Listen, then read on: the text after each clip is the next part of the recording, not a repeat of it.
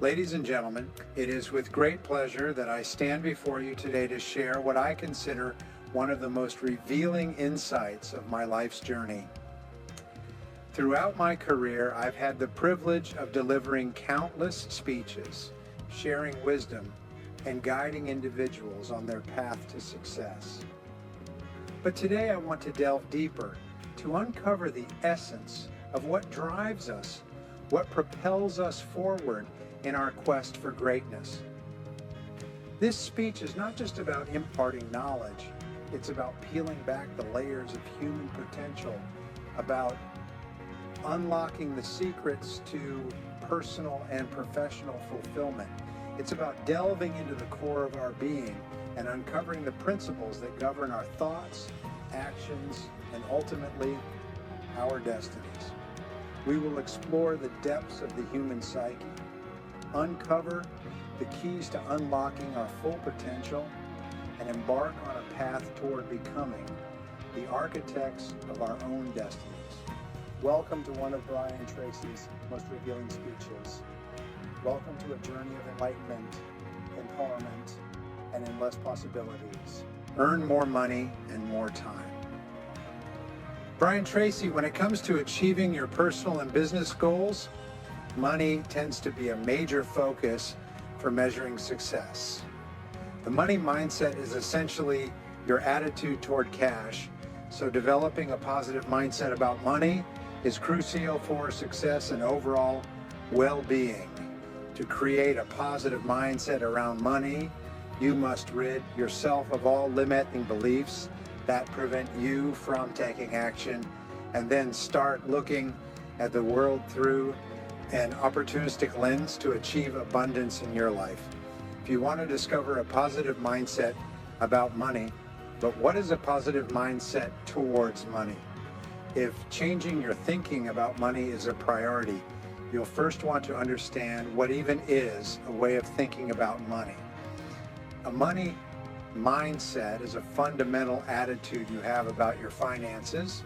Your mindset about money drives your financial decisions every day. This can have a significant impact on your ability to achieve your goals. It is vital for success to focus on having a positive monetary mindset. While money can be a stressful topic for many, if you change your thinking about money, you tend to make better decisions about how to overcome challenges. Money and mindset go hand in hand, so understanding it and focusing on ways to see it positively is crucial for lifelong success. But here's the secret: when you fix your relationship with money, you'll transform many other areas of your life. Here are 4 steps to help you develop a positive money mindset. First, forgive your financial mistakes. If you've never missed a credit card payment or a bill, you might as well be a finance guru. However, for the vast majority, it's important to forgive their financial mistakes. The goal is to shift your focus away from shame and make room for better practices and a more positive attitude toward money in the future. To forgive your financial mistakes, first acknowledge what happened, apologize to yourself, and then focus on moving forward. If you start developing a negative mindset about money, remember that your financial mistakes are not you. You are separate from your past financial mistakes. Second, set financial goals. Once you've forgiven past financial mistakes, setting financial goals can be a significant step toward mastering the monetary mindset. When setting goals, figure out what's most important to you and put everything on the table. You'll want to delve into goals that are within your reach, which will take some time and which should be part of your long-term strategies. Once you've identified these financial goals, apply a SMART goal strategy to ensure that goals are specific, measurable, attainable, relevant, and timely. Third, optimize your budget for happiness. Achieving mastery of the monetary mindset is no easy task, but optimizing your budget to include things that make you happy will make it a little easier.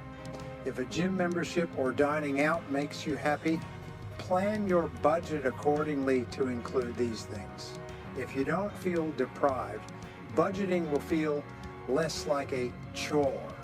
When budgeting, a good rule of thumb is that 50% of your earnings should go towards needs like housing, food, gas, and medicine, 30% towards wants like vacations, and finally learning to play an instrument, and 20% should be saved. If you have debt, the 20% can be allocated to paying it off first. Fourth, educate yourself about money. Lastly, if you want to have a positive mindset around money, educate yourself about money. Surround yourself with people who live by those values. Read books that promote positive mindsets, and make sure your social networks don't promote negativity around money and spending. It's good to have money and the things money can buy, but it's also good to make sure you don't lose the things money can't buy. George Lorimer said, "To be fully rounded as a person, you need to know the importance of time management. You and your quality of life require a worldview that recognizes time as an invaluable, indispensable, and irreplaceable ingredient of a successful, happy, and highly productive life.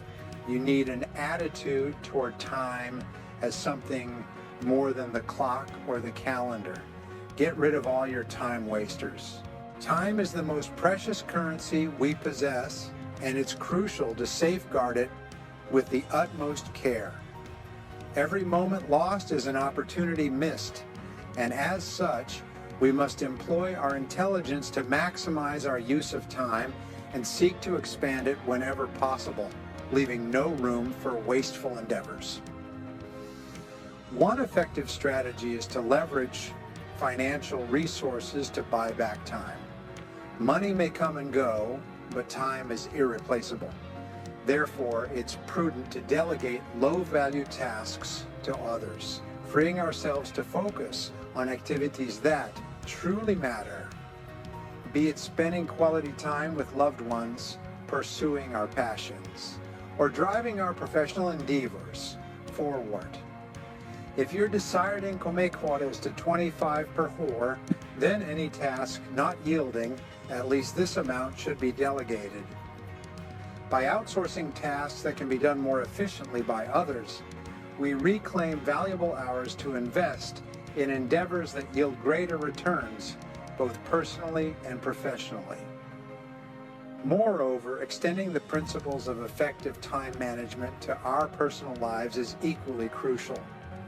Just as successful executives optimize their professional time, they should also apply the same rigor to their personal domains, ensuring that every moment spent contributes to a fulfilling and enriching life for themselves and their loved ones.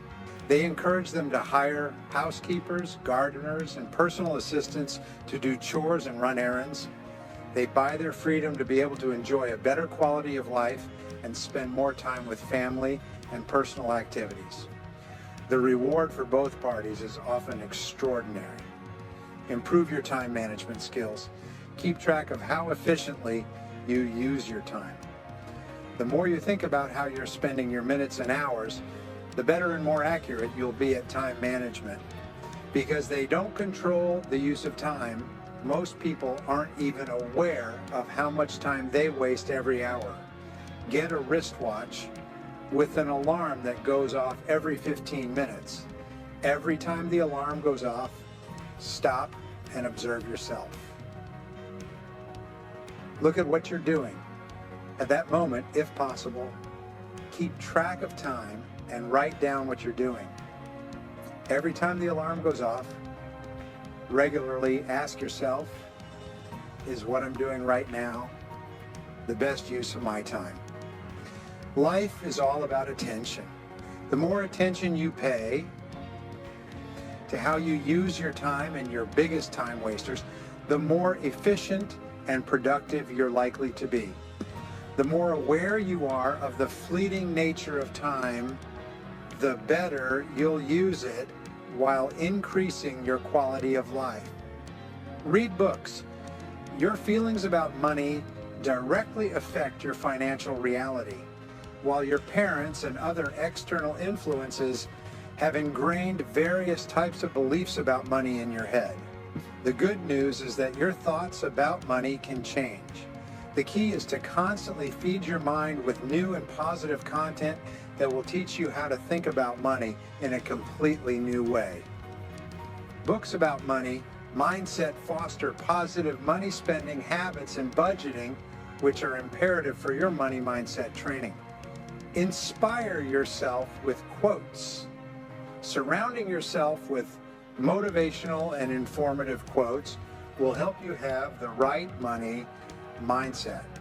Look for quotes that make you feel good about yourself and your spending, and save them on your phone or computer, or print them out to have at home. Follow successful people. Stay updated with successful individuals, whether it's on social media, through a blog, or via reliable news outlets. Following successful people will inspire you towards greatness. These individuals don't necessarily need to be public figures. Aim to seek advice only from those who have already achieved what you deserve. These people could be family members, colleagues, mentors, or financial influencers. Whatever the case, it's much easier to follow in the footsteps of someone who's already successful and emulates a positive money mindset. Set goals for a financially successful future. Now that you know how to develop a positive money mindset, start implementing these tips for a more successful future. Setting goals now can prepare you for financial success in the future. Have you ever thought someone was luckier than you, or that great things always came their way? Do you believe it's possible to create your own luck? Learning how to be lucky is easier than you think. I'm going to introduce you to 7 of the most useful ways to be lucky, which you can learn.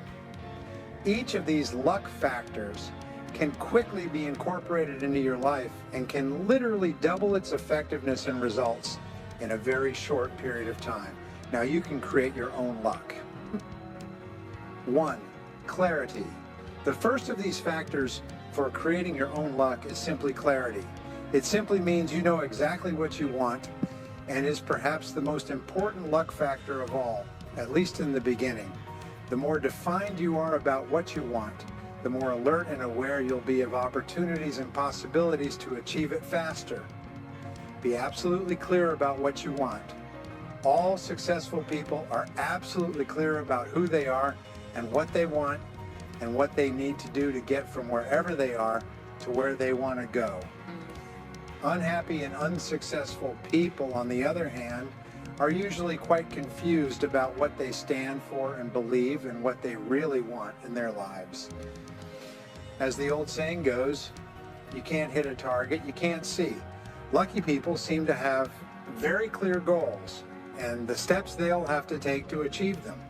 Write down everything you want to accomplish in the next 12 months. One of the simplest things you can do to change your luck is simply take a sheet of paper and write down a list of at least 10 things you want to achieve in the next 12 months. This doesn't seem like a very complicated exercise, but less than 3% of adults will engage in this exercise in their lifetime. And this 3% will end up at the top of all organizations or companies they work with. It has been said that success and prosperity begin with you, a pen, and a piece of paper. The 97% of people walking around today have no goals.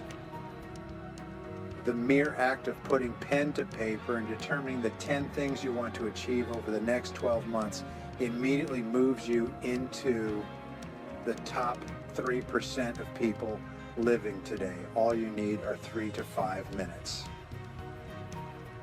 Think about what you want and how to get it. Here's an important part of how to be lucky. Lucky people are those who, when they hear a good idea, ask themselves, how can I get it? Unlucky people, on the other hand, when they hear a good idea like writing down 10 goals, always ask themselves, will this do anything? The difference between lucky and unlucky people is that lucky people always ask how. When the lucky person thinks about something they want, they always ask how they can get it or acquire it. The attitude of always asking seems to trigger both their subconscious and unconscious minds to constantly see possibilities and get ideas that will help them achieve it. But when you ask if it seems to shut down your creative capabilities in your brain, there's a small finger-shaped organ called the reticular cortex. This reticular cortex is like a telephone switchboard that controls the messages that can reach your eyes, ears, and other senses. Since you're bombarded by hundreds and thousands of messages from all sides continually, this cortex allows you to focus and concentrate on those elements of your environment that are relevant or important to you and ignore the rest. For you and ignore the rest, the reticular cortex is activated with a clear goal, order, desire, or even fear on your part. For example, if you decide you want to buy a red sports car and are really excited about the possibility of a red sports car, you'll start noticing red sports cars everywhere. Even that same car turning the corner 2 or 3 blocks ahead of you will be picked up by your reticular cortex and transmitted to your conscious mind. Are successful people just luckier than the rest of us? The truth is, successful individuals train their minds to recognize opportunities and possibilities that align with their goals, effectively programming their reticular cortex to be more attuned to such prospects. On the other hand, those who perceive themselves as unlucky or unsuccessful tend to believe that their goals are unattainable, inadvertently signaling their reticular cortex to disregard potential opportunities. Megan, look as a dimmer switch in a dark room. As you cultivate absolute clarity about your goals and aspirations, this metaphor called dimmer switch gradually brightens, illuminating the path to success with greater clarity and precision. With each step taken towards your objectives, the once murky dartboard of opportunity becomes vivid and unmistakable in its clarity. Your likelihood of hitting the bullseye on such a dartboard is much higher than if you were throwing darts from a far distance in a dark room. The second luck factor is the activity factor. High levels of activity, especially proactivity, increase the number of things you do and therefore immediately increase the probability of you doing the right thing at the right time and in the right way. For example, if you won a prize, once you flipped 100 heads in a coin flipping contest, the best way to ensure you won that prize would be to flip the coin as many times as possible in the shortest period of time. And if you did and won the prize, it wouldn't be a matter of luck at all. It would simply be a matter of how frequently you attempted to flip heads. Activity begins with an attitude of self-reliance because all high-performance men and women are extremely action-oriented and extremely self-reliant.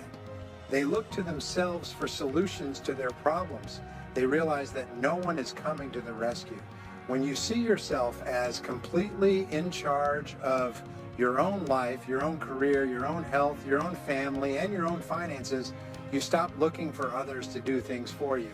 You start moving forward instead of making excuses. You accept that you are where you are and what you are because of yourself. If you want to be or do something different, it's up to you to make the necessary changes starting right away. If you want to have more luck, develop a bias for action. Develop a sense of urgency.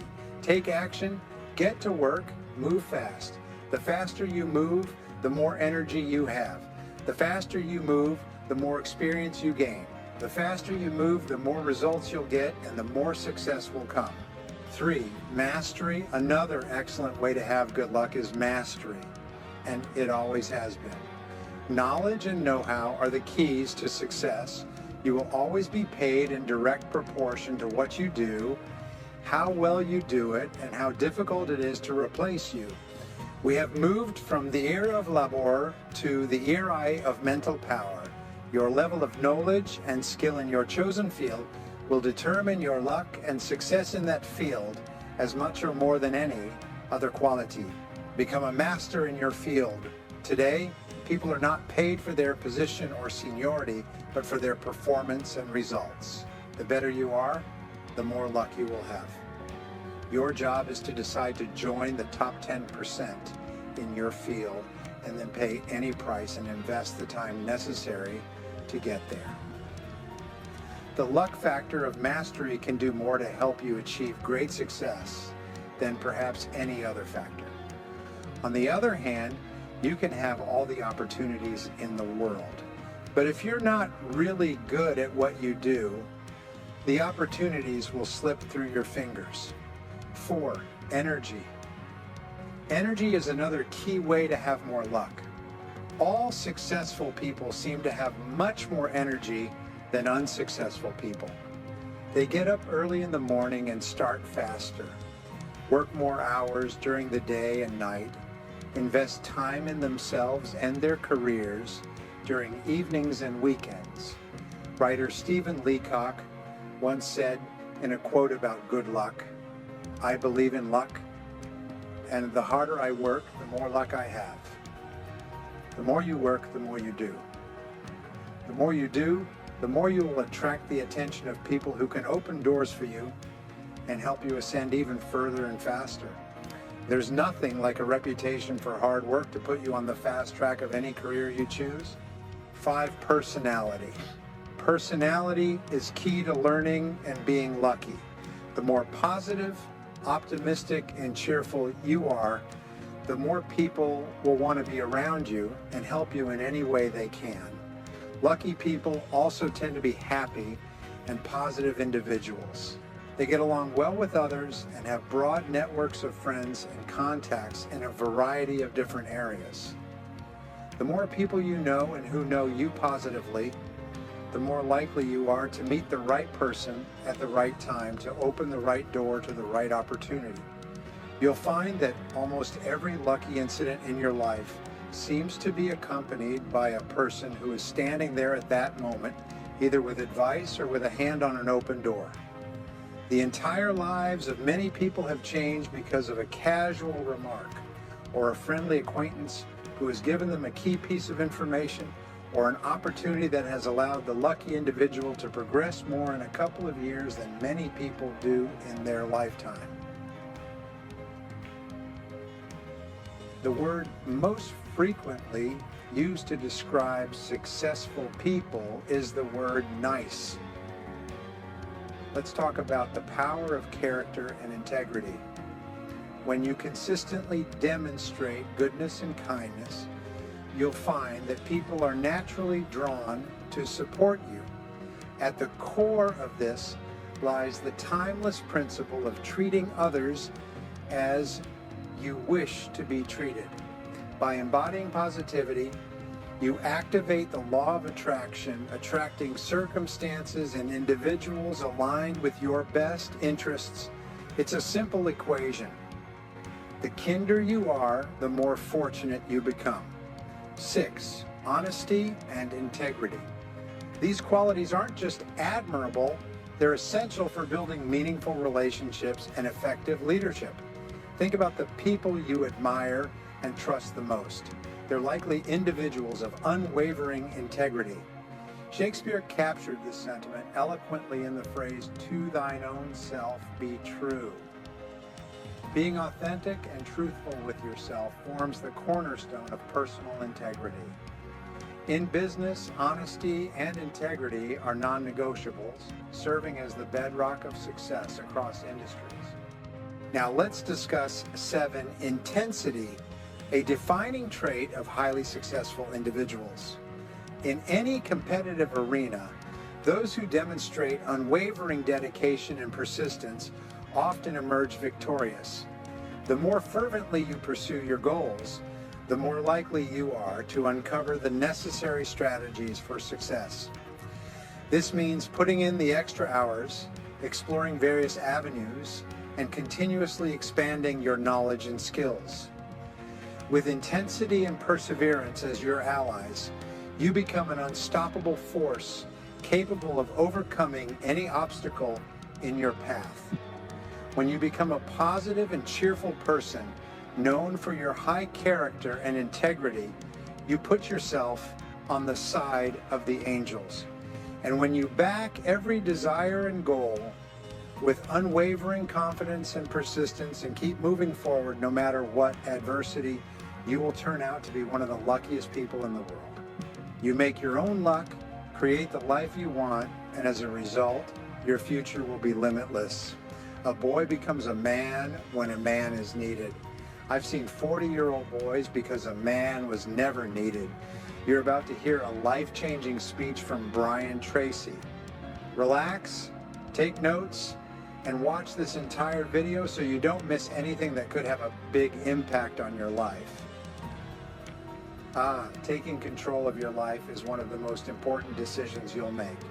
From childhood, we're conditioned to see ourselves as children with children. There are other people in charge of our lives, making decisions for us, telling us what and when to eat, when to go and when to come, buying us clothes, taking care of us, and so on. We're conditioned, and if we're not careful, we're conditioned to believe that other people provide for us, make decisions for us, and tell us what to do. Most people never get over this.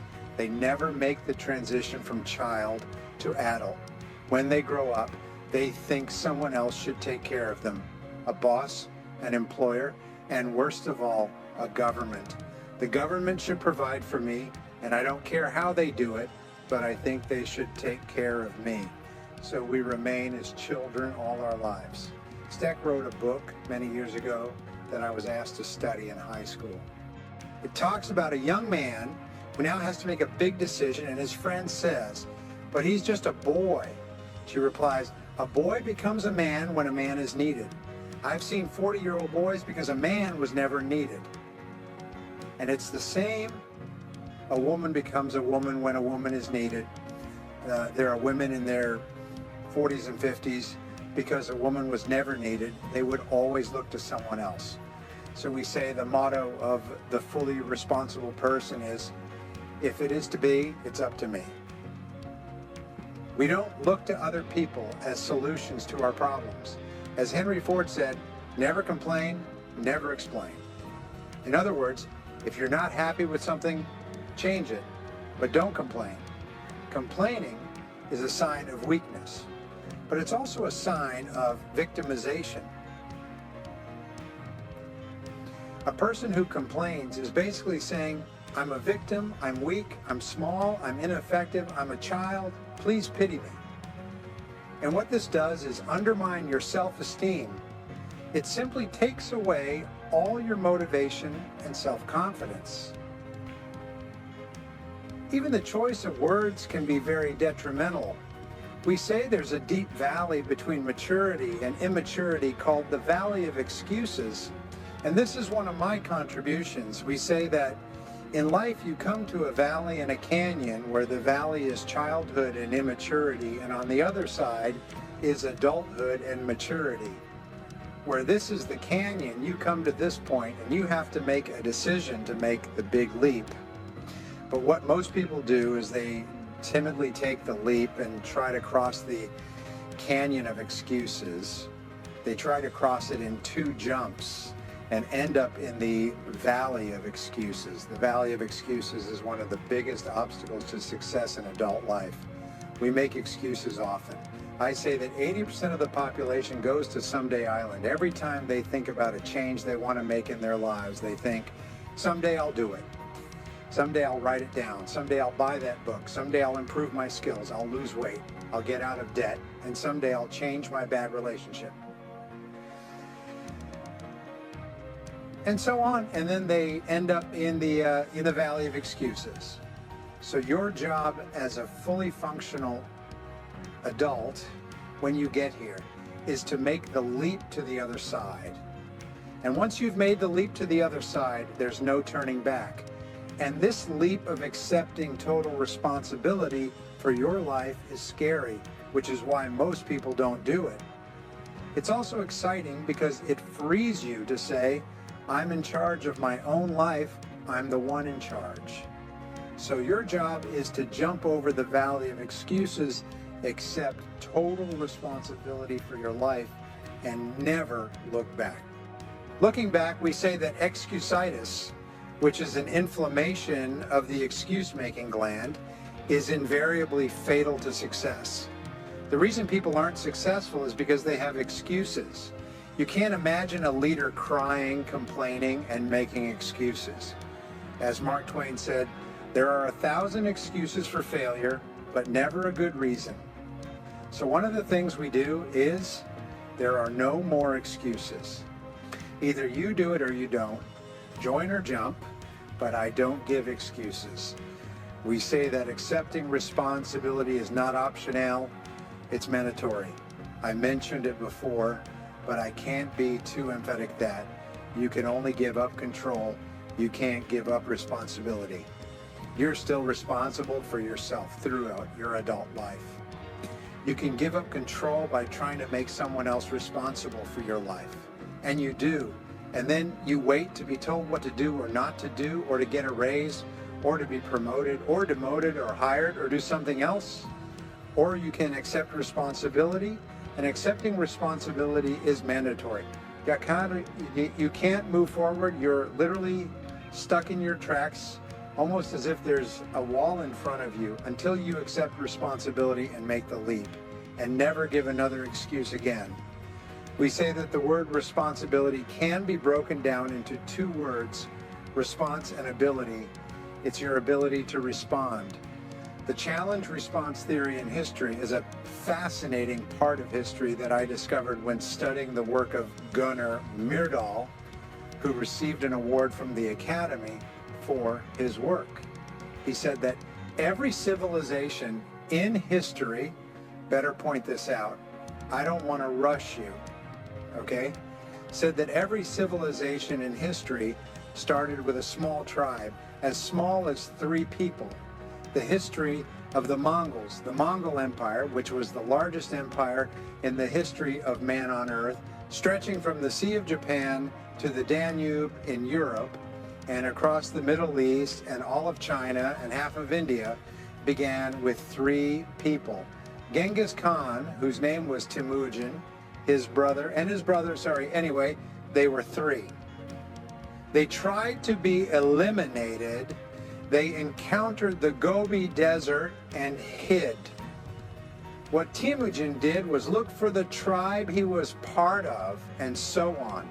What happens is that every tribe, every group became an empire, starting with a major challenge they had to respond to effectively. Well, this was a major challenge. The tribe was eliminated. So it responded by joining his uncle's tribe and becoming a valuable member of his uncle's tribe. If you respond effectively, the empire will grow. Then, if that tribe was attacked by other tribes and they responded effectively, the empire would grow again. As it grew, it would clash with other tribes and kingdoms. There would be conflicts, and if they reorganized and responded effectively, they would grow again.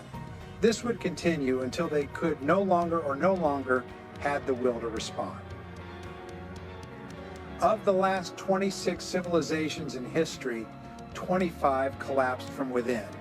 The great civilization is the American civilization, and they all collapsed from within because they became weak.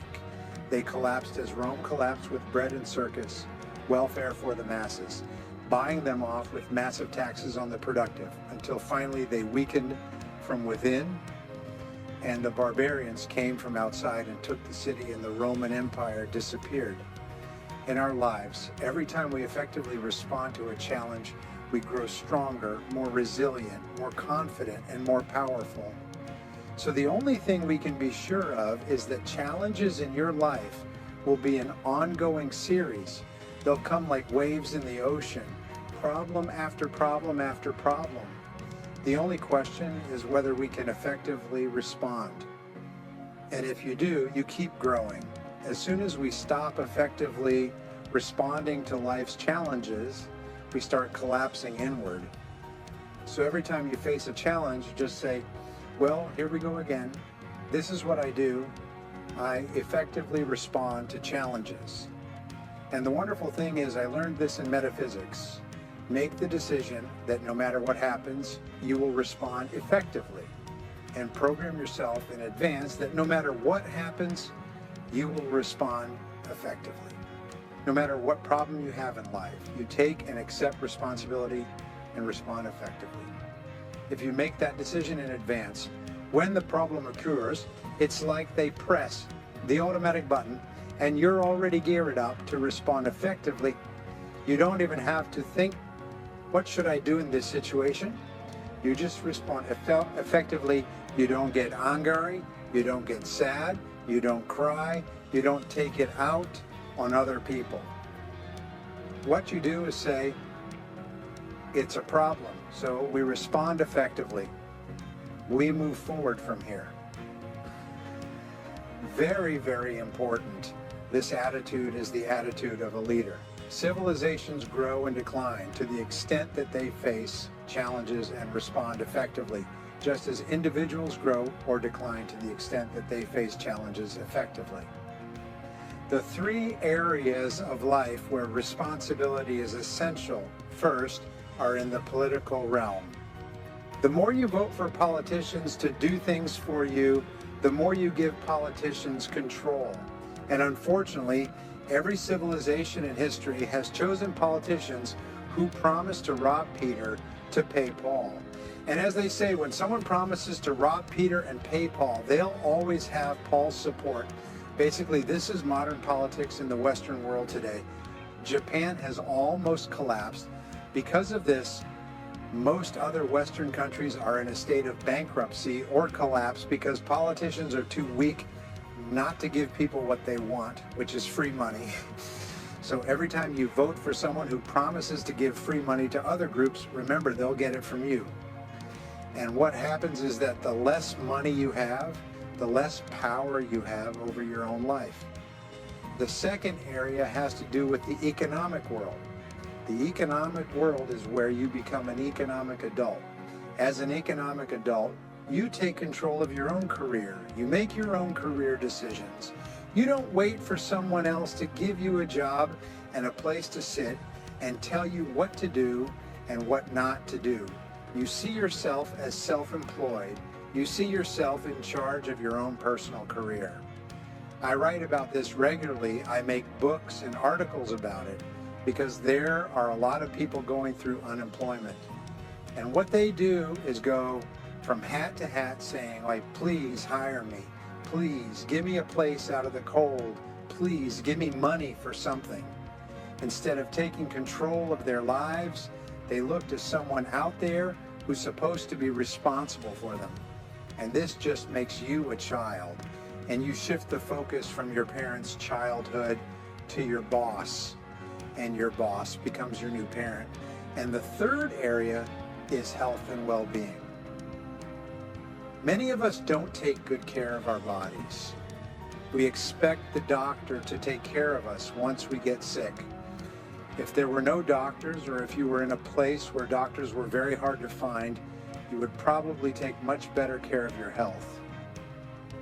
But responsibility, taking control of your life, is very important because there is a direct link between responsibility and self-esteem.